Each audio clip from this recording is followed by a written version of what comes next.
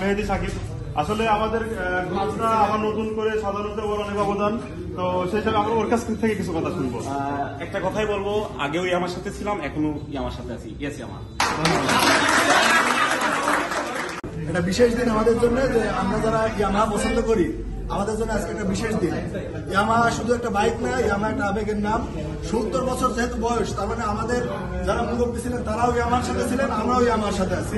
তো আমরা মনে করি আমাদের যে নিউ জেনারেশন আসবে তারাও ইয়ামাহার সাথে থাকবে। ইয়ামাহাকে অসংখ্য ধন্যবাদ এত সুন্দর একটা আয়োজন করার জন্য।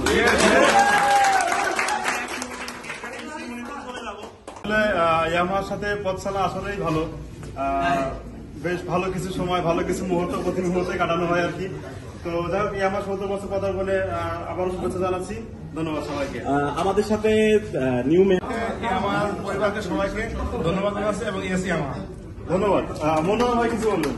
ইয়ামাহার 70তম প্রতিষ্ঠাবার্ষিকী উপলক্ষে সকল সদস্যদের ধন্যবাদ, এবং সেই সাথে আমরা যেন